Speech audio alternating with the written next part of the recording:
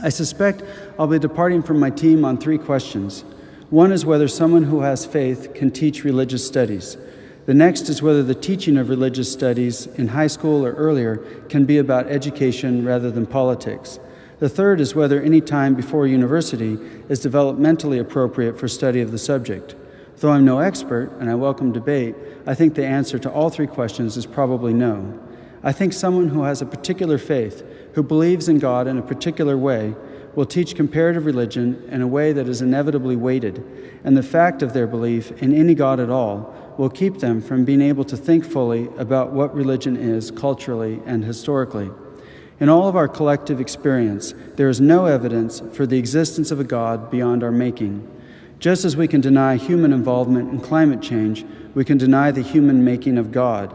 But the lack of direct evidence for God is overwhelming, and it's absurd in the face of that lack of evidence to maintain that there is a God.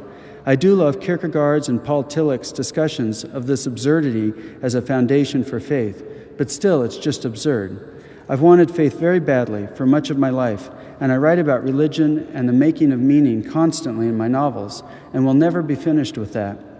And I agree that religion, or something which has come to substitute for it, like my essentially Buddhist daily writing practice, is the center of most of our lives.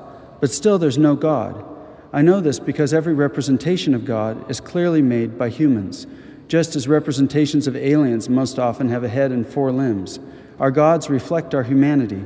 We can see the signs of the making, and the most interesting questions are about why we've so deeply needed gods and continue to need them, and how our progressive invention and reinvention of them over time and through different cultures reflects who we are.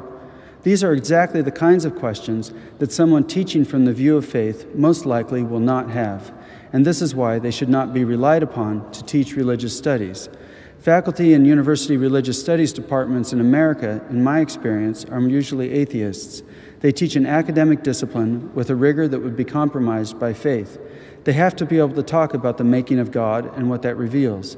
To give another example, they have to be able to talk about hell as being built and owned by artists and writers, not owned by the church.